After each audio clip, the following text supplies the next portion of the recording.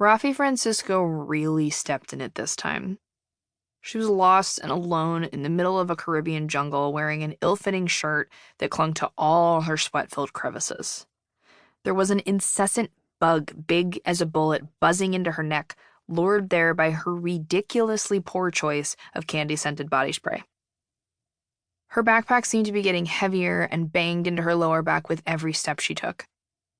She was thirsty and tired and scared, and this colossal mistake of a trip had cost her $2,000, aka her life savings.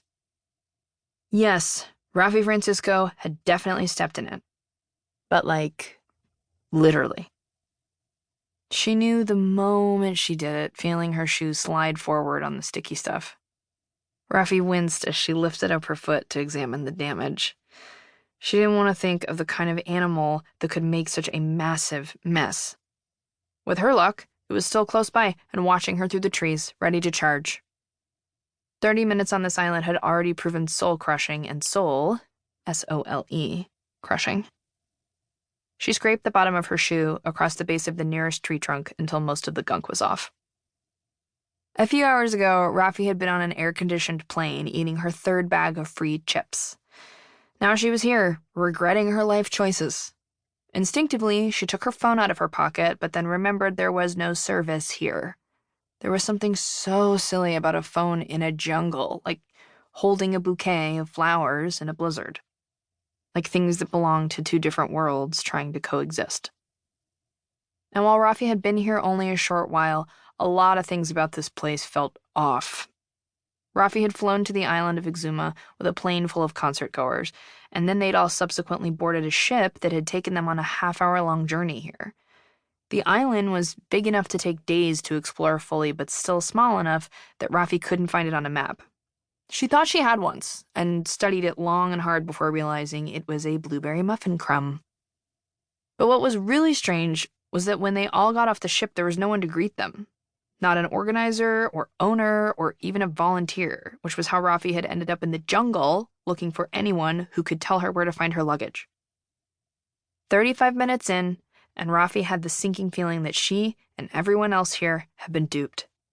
But the biggest tell was the island itself. It looked nothing like it had in the promo video. Flyfest had gone from rumor to viral fact to the hottest ticket in town in a matter of days, but it really came alive in people's minds when the promo video dropped. Sandy beaches, jet skis, and supermodels. And of course, there was the now legendary voiceover that played over the stunning imagery. Flyfest is a question, an answer, an enigma, a messiah, a sandal. It is all and it is nothing.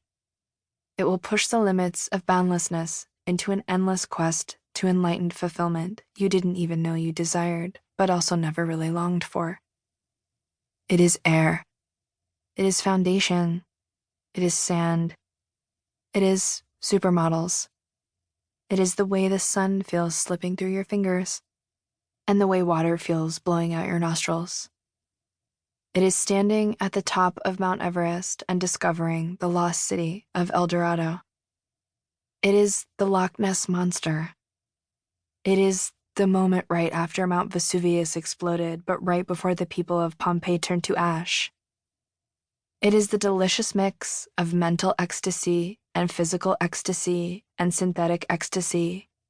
It is yachts, and it is fly. So yeah, things were definitely not as advertised. Silver linings, though. At least no one had seen Rafi step and poop.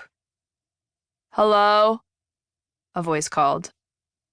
Rafi turned to find someone rushing toward her, someone about her age with a pageboy haircut and phone in hand. "Finally, what is the Wi-Fi password here?" "Excuse me?" Rafi said. "You work here, right?" "In the jungle?" "No, the festival."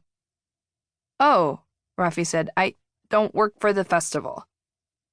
"But you're sure?" Rafi looked down. Her shirt was neon pink with the hashtag Live, Laugh, Fly written across the chest in white cursive lettering.